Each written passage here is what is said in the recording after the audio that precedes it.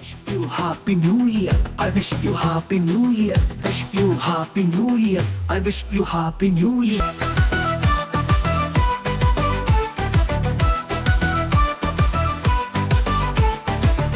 శ్రీ యేసు గీతాలతో హల్లెలూయా స్తోత్రాలతో సాగిపోయేదము నూతన వత్సరములో.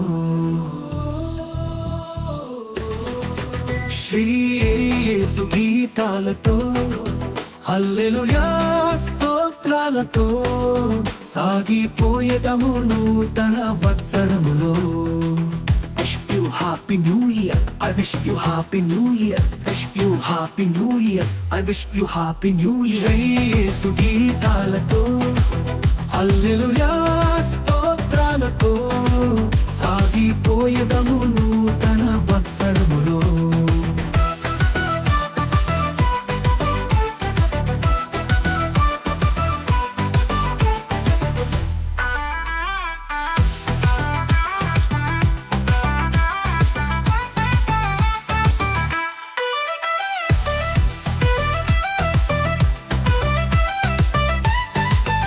పాపమును విడిచి లోకాశలను జయించి విజయ గీతాలతో ప్రభు యేసుని ఆరాధింప.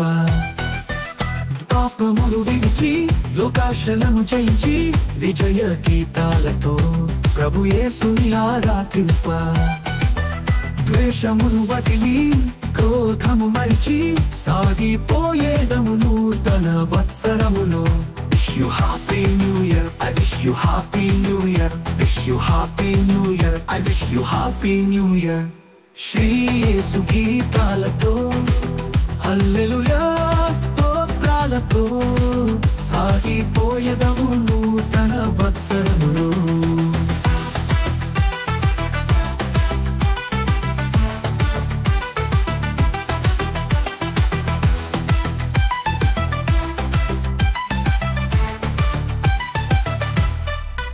సాతానును ఎదిరించి శాశ్వత జీవముకై రక్షణ వస్త్రము ధరించి జీవవాక్యము చేత పట్టి. సాతానును ఎదిరించి శాశ్వత జీవముకై రక్షణ వస్త్రము ధరించి జీవవాక్యము చేత పట్టి.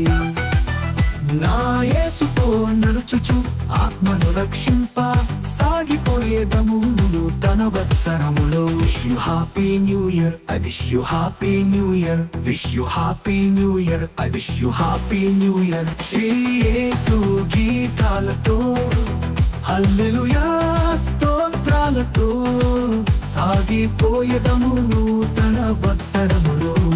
శ్రీ యేసు గీతాలతో హల్లెలూయా స్తోత్రాలతో సాగిపోయేదము నూతన వత్సరములో. Wish you Happy New Year. I wish you Happy New Year. Wish you Happy New Year. I wish you Happy New Year. Wish you Happy New Year. I wish you Happy New Year. Wish you Happy New Year. I wish you Happy New Year.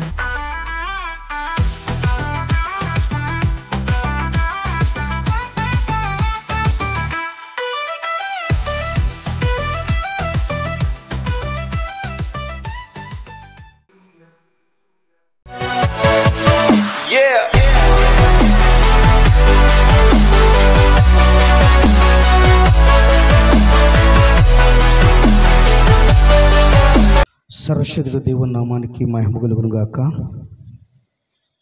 దేవుని మాటల వైపు మనసు పెడదాం. ఇది నా క్రైస్తవ్యంలో చాలా మార్పులు ఉన్నాయి. ఎవరు తోచింది వారు చేస్తూ ఉన్నారు, ఎవరికి నచ్చింది వాళ్ళు చేస్తూ ఉన్నారు, ఎవరికి ఇష్టమైనది వాళ్ళు చేస్తూ ఉన్నారు. దేవుడు ఏం చెప్తున్నాడు, నన్ను ఏం చేయమంటున్నాడు, దేవుడు ఎలా ఉండమన్నాడు, నేను ఎలా ఉంటున్నాను. కొన్ని విషయాలను చాలా జాగ్రత్తగా చూసుకోవాలి. వాటిలో ఒక ప్రాముఖ్యమైన ఒక మాట ఇది నాన్న మొదటి రాజుల గ్రంథము 2వ అధ్యాయము 3వ వచనం. ఈ దిన అంశము దేవుడు నీకప్పగించిన దానిని నీకప్పగించినది ఏమైంది. దేవుడు నీకు అప్పగించింది ఏమైంది. ఒకసారి చదవండి ఆ మాట.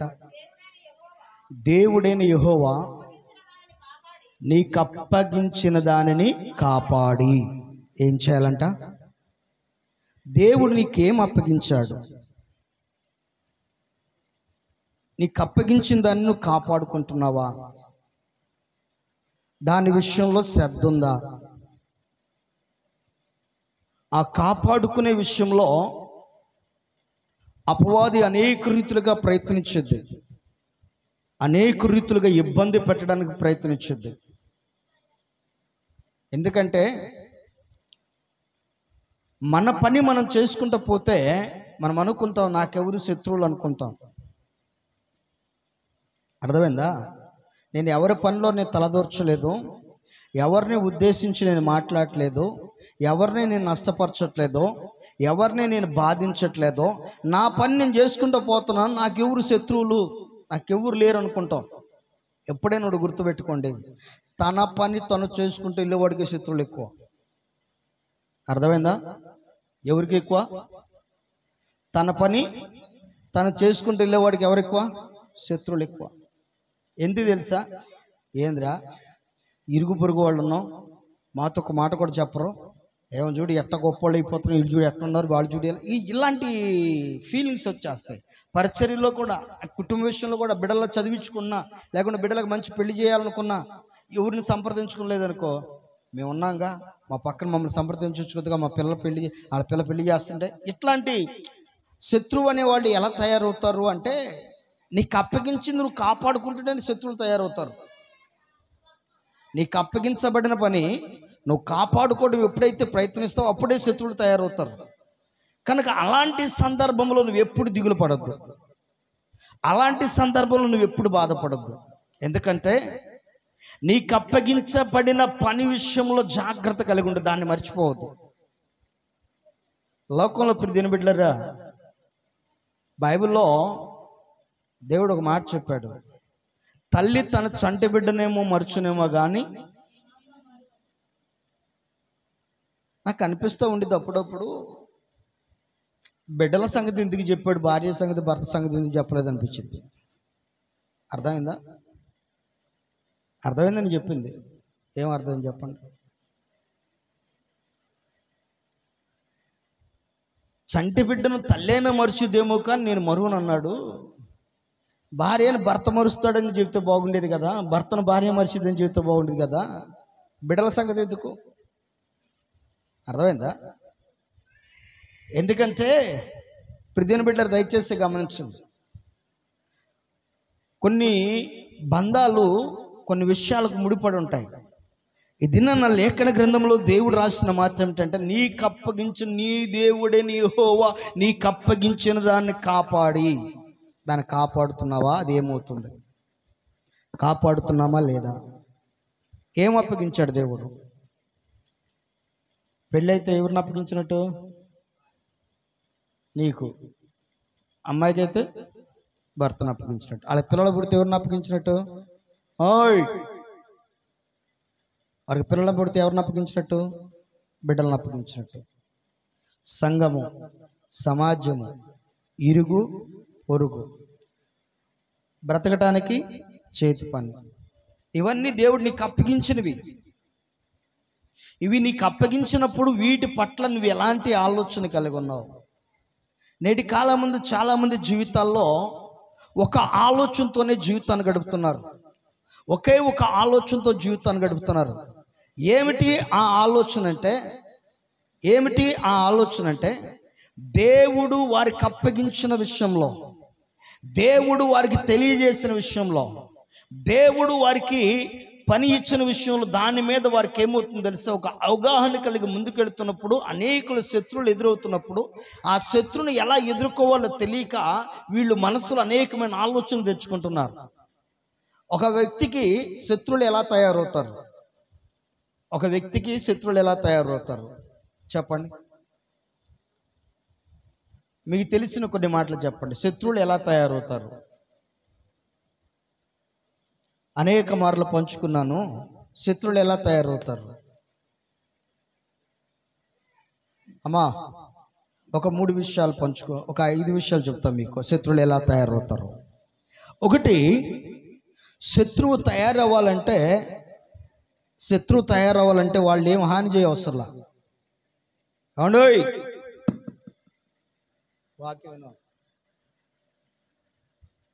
ఏం చేయవసరంలా? హాని చేయవసరంలా. శత్రువు తయారవ్వాలంటే హాని చేయవసరంలా. నచ్చనట్టుగా ప్రవర్తిస్తే చాలు. అర్థమైందా? ఏం చేసినట్టు? నచ్చనట్టుగా ప్రవర్తిస్తే చాలు. ఏమైపోయినట్టు? నాకు ఒక చిన్న క్వశ్చన్, అసలు నీకు నచ్చినట్టుగా పక్కన వాళ్ళు ఎందుకు ఉండాలా? ఒక మాట చెప్పండి నాకు.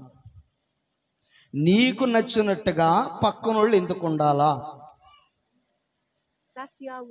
ఎందుకు ఉండాలి?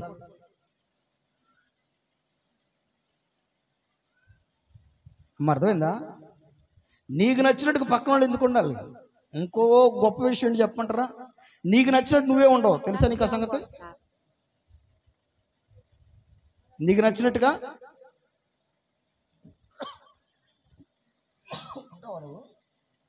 ఎందుకని?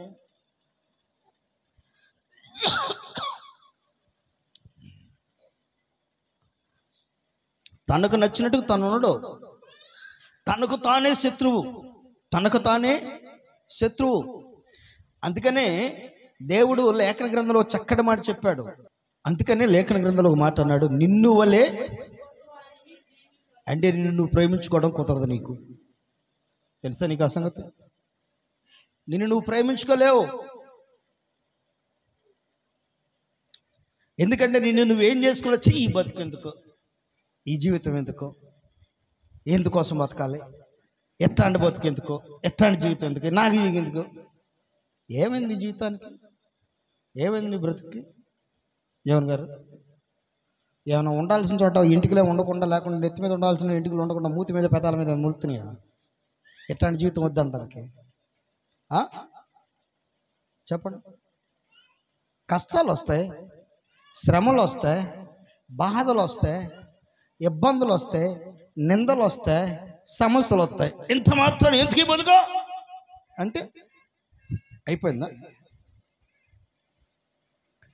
మొట్టమొదటిగా నీకు దేవుడు నీకు అప్పగించింది అంటే నీలో ఉన్న ఆత్మ దేవుడు నీకు అప్పగించాడు. దాన్ని కాపాడుకోవడం నేర్చుకోవాలా. మొన్న ఒక విషాదకరమైన బాధకరమైన విషయం ఏంటంటే, పాస్టర్ గారికి ఇద్దరు గొడవ అయిందంట. వాళ్ళిద్దరు కలిసి బాగా గొడవ ఆడుకుంటున్నారంట.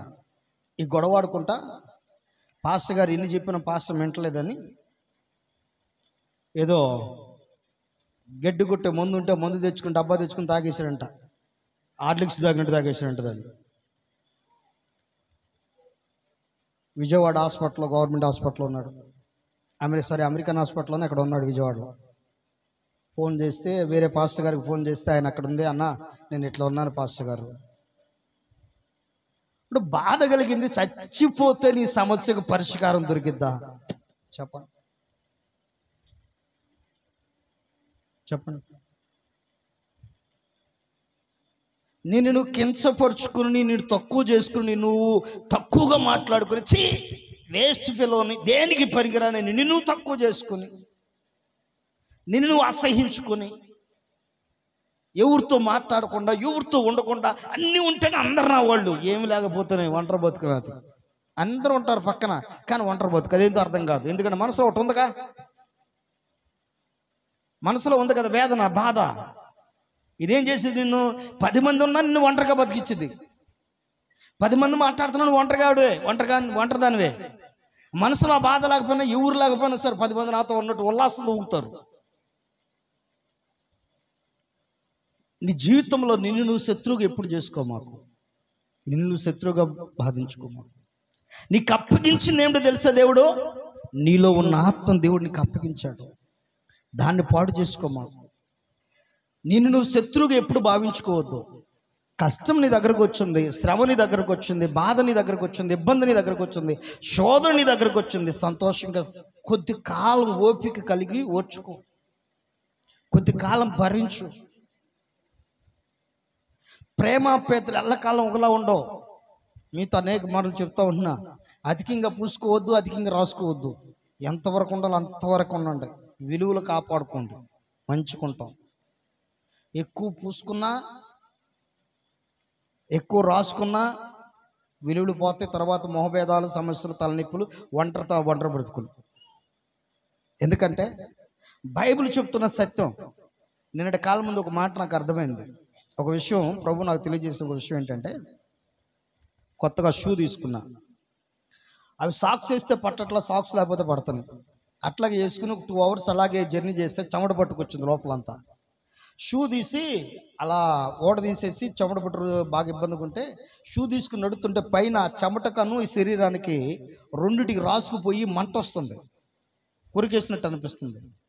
నాకు అప్పుడు అనిపించింది, ఏమనిపించిందంటే, కొద్ది కాలము హ్యాపీనెస్ ఉండొచ్చు జీవితంలో, కొద్ది కాలం బాధ ఉండొచ్చు. బాధ ఉందన్న మాత్రం ఇప్పుడు షూ ఇడ్చి నేను వెళ్ళిపోలేనుగా.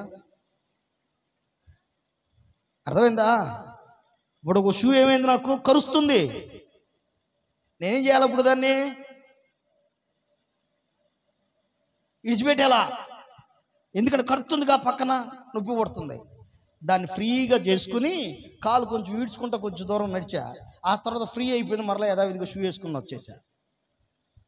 నాకు నేను దేవుడు నేర్పించిన పాఠం అది. అర్థమైందా? మరి ఏ పాఠాలు నేర్చుకుంటున్నారు మీరు? నాకు అర్థం కావట్లేదు. కానీ ఆత్మీయంగా ఎదుగుతున్న మీ జీవితాల్లో ఆశీర్వాదకరంగా, దీవెనకరంగా, మేలుకరంగా ఉండవలసిన మీ బ్రతుకుల్లో మీరు నేర్చుకోవాల్సిన పాఠాలు చాలా ఉన్నాయి. మనం నేర్చుకోవాల్సినవి.